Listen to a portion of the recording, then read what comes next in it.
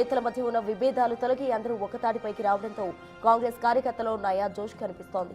మరోవైపు ఉమ్మడి వరంగల్ జిల్లాకు త్వరలోనే మరో మంత్రి పదవి దక్కబోతుందనే ప్రచారం జోరుగా సాగుతున్న తరుణంలో నేతలందరూ ఇలా ప్రత్యేకంగా భేటీ కావడం రాజకీయ వర్గాల్లో తీవ్ర ఆసక్తి రేకెత్తిస్తోంది. రాబోయే ఎలక్షన్లలో కానివ్వండి, మిగతా పార్టీ నిర్మాణం గురించి మరియు జిల్లా అభివృద్ధి గురించి అందరం కలిసికట్టుగా కూర్చొని మాట్లాడుకోవడం జరిగింది. దాన్ని చిన్న చిన్న భేదాభిప్రాయాలు అంటే అభిప్రాయ భేదాలు ఉన్నాయి గతంలో.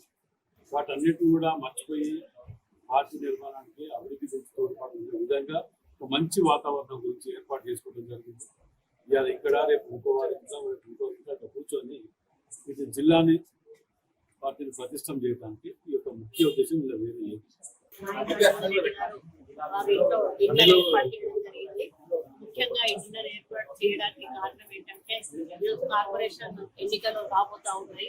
ఎన్నికలు రాబోతున్న సందర్భంలో మరి ఏమి నిర్ణయాలు తీసుకోవాలి, ఏ విధంగా మనం ముందుకు వెళ్ళాలి, ఎటువంటి ప్రణాళికలు సిద్ధం చేసుకోవాలి, మనకు గవర్నమెంట్ నుంచి ఎటువంటి సహాయ సహకారాలు అందాలి అనేటువంటి ఒక ఆలోచనతోటి మరి ఎవరిని వాళ్ళు ఆలోచించేదానికంటే యూనిట్ తోటి కలిసి కూర్చున్నప్పుడు దానికి ఆలోచన పరిష్కారం అనేది దొరుకుతుందనే ఉద్దేశంతో రాజేందర్ రెడ్డి గారు ఒక అడుగు ముందుకేసి వారు ఈ రోజు అందరినీ కూడా ఆహ్వానించడం జరిగింది. మంచి వాతావరణంలో చర్చలు జరిగినాయి. రేపు ఏదున్నా కూడా ముఖ్యమంత్రి గారు ప్రత్యేక దృష్టి వరంగల్ మీద సాధించారు కాబట్టి వరంగల్ 100% కార్పొరేషన్ కైవసం చేసుకుంటాము.